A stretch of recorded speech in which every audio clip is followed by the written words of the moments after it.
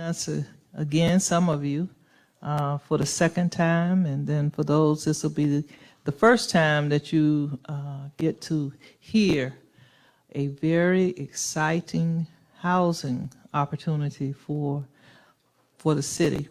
First, let me begin by saying how much we appreciate you being present for this presentation. This is our second, and at this point, final presentation about the proposed community land trust.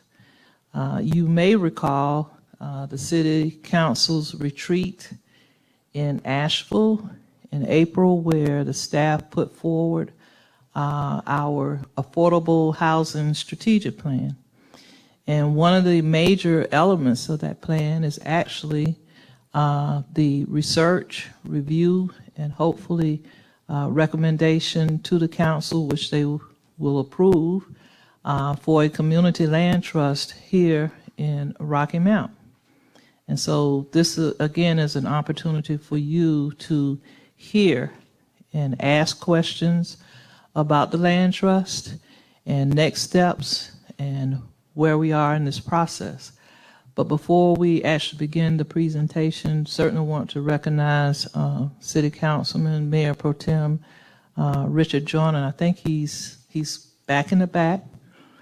Many of you know that the Mayor Pro Tem is very passionate about affordable housing, about community wealth building, and is very supportive and one of the leading members of council, I would say, on this initiative. So we're glad to have you here this evening, Mayor Pro Tem. And then I also want to recognize the city staff that works very closely with our consultants on the development of the community land trust, as well as the affordable housing strategic plan. So we have Jason Dawkins here, we have Kenyana, and I think I saw Chase there in the back, and certainly have to recognize Archie Jones, who is our Director of Human Relations, but Archie has also taken on some additional responsibilities. And then we have Deborah Campbell, one of our most recent staff persons, to join us. So I think I've recognized all of the city staff present. Which one? Oh. Who? Where are the others? Oh, yeah, Felicia and Jessica. Yeah, okay. Jeffrey and Felicia also in Human Relations. So these are the supporting personnel that is really working hard on the implementation of several elements of the affordable housing strategic plan. So at this time, I do want to welcome back to the chamber and introduce the presenters for tonight. We have Dr. James, or better known Jim Johnson, and Professor Bonds from the University of North Carolina at Chapel Hill, Kenan Flagler School. So with that, I think I'll turn it over.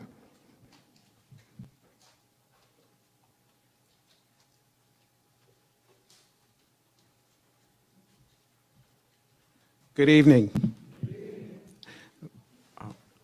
On behalf of Professor Bonds and myself, I want to thank all of you for coming out this evening to hear about the work that we've been doing. I'd like to start by saying a little bit about the two of us, and so you'll have some grounding in the people who've been invited to develop this project and proposal for the City Council and your consideration. As the Madam City Manager said, my name is Jim Johnson. I am a professor of strategy and entrepreneurship in the Kenan Flagler Business School at UNC Chapel Hill, and I also hold appointments in the Departments of Public Policy, Department of Geography, and the Department of Sociology. And I direct the Urban Investment Strategy Center in the Frank Hawkins Kenan Institute of Private Enterprise. I've spent my career, 40 years, focusing on cities. I spent the first 12 years of my career at UCLA in California, and had the good fortune of being recruited back to North Carolina, where I've been on the faculty for 30-odd years in the business school in those three departments. I'd like to say that I am not just a consultant here, I'm a native son. And I like to say I married well because I married a woman from Rocky Mount, North Carolina. And unfortunately, she died at 48 years old of cancer. But I took care of my mother-in-law for another 8 years after she passed away. And so the stuff that we're talking about tonight is near and dear to my heart. It's not just the consulting stuff that I do on a daily basis every day. I was a homeowner in this community. I understand, I appreciate, and am here not, again, just as the consultant, but one of the consultants, but as someone who cares deeply about this city and this community. I spend my day job now helping cities like Rocky Mount think about and implement strategies to make sure that our communities are far more equitable and inclusive moving forward. I don't have to tell you about the impact of the pandemic on our societies and the disparate impacts on our community. And the bottom line is we gotta fix that. And what this initiative is about is part of dealing with the inequities that existed prior to the pandemic and that have been exacerbated by the pandemic. And that's not over, as you all know. We're still dealing with those kinds of issues. What makes this a really exciting project is the person with whom I work with in this work.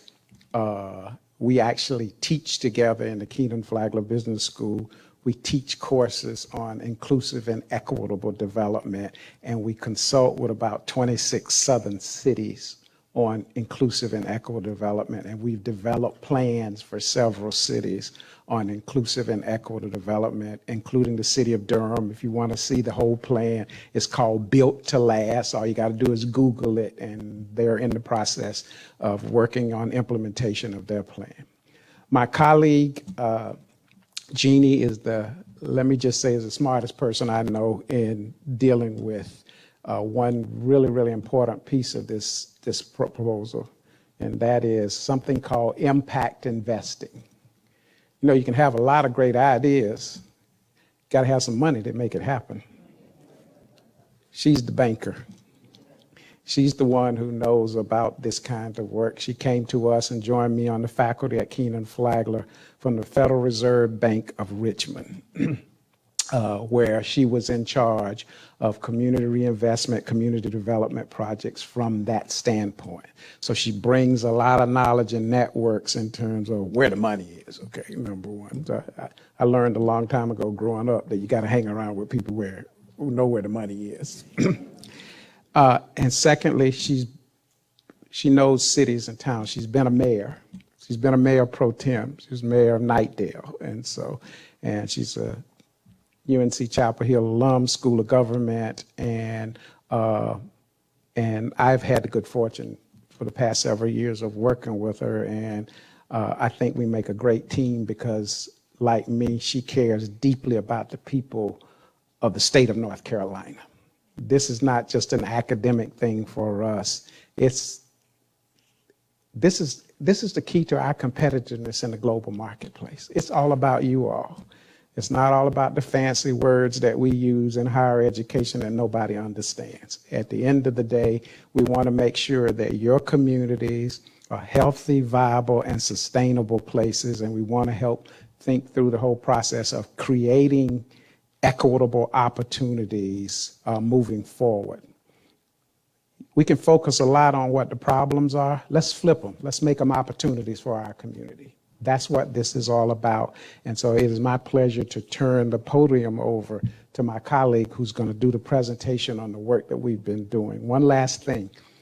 Let us be clear at the outset is that we were invited by the city to develop this plan, to develop the plan.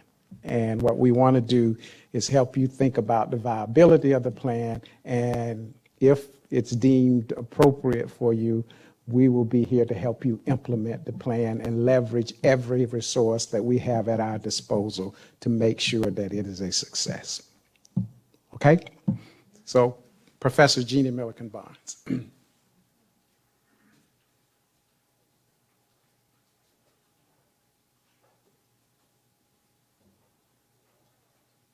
Good evening.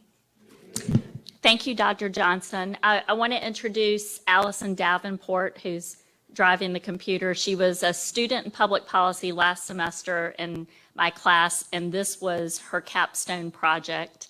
And then she's continued working with us. And then I'll just add to what Dr. Johnson said. I am a native of Wilmington. I went to the same high school as the city manager. And I learned the Community Reinvestment Act from Joyce Dickens here in Rocky Mount and Andrea Harris.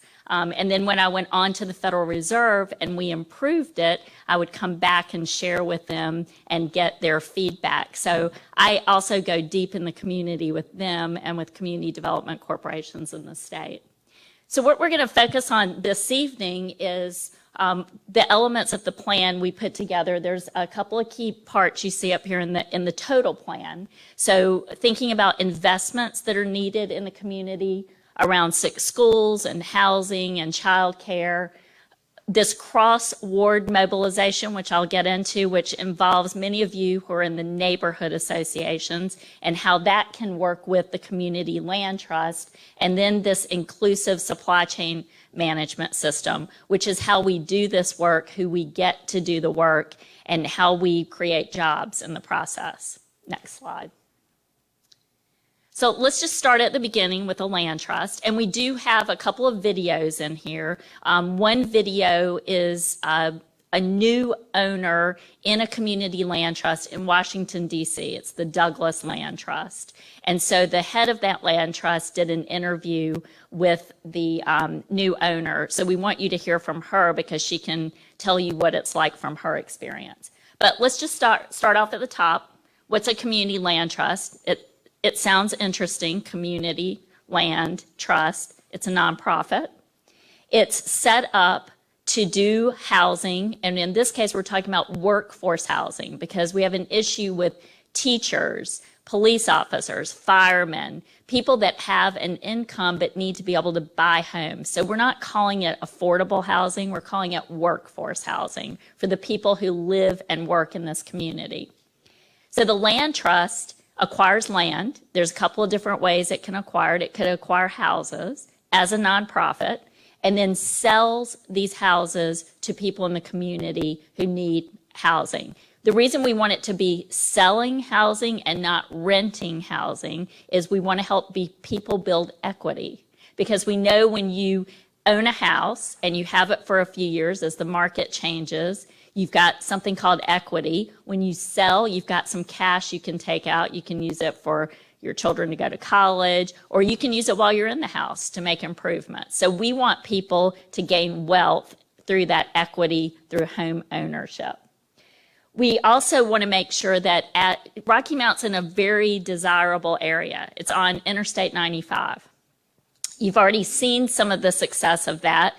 Businesses want to come here because that's the thoroughfare through which a third of the country travels on a regular basis. So the Cheesecake Factory and others, they want to have their logistics here. They want to have their supply, their distribution in Rocky Mount. So it's only a matter of time as people discover they can't live in expensive cities like DC and New York. They start looking for other desirable places to come. When they come in, they can drive the prices up, which is great if you already own a home. But if you don't, they can make that out of reach for the people who live in the community. If you want to see examples of that, you can look at Durham. You can look at Wilmington, where the community has been priced out of the downtown and they've had to move to Brunswick County and Pender County, away from the jobs. So a lot of this has to do with protecting that value of the land so that people can stay here in the community. Next slide. So I just talked about that's gentrification. Basically, developers come in, buy land, they develop old buildings, historic buildings, they drive the cost of the land up. The land trust is designed to keep that price of land stable, so that's not a factor in the cost of those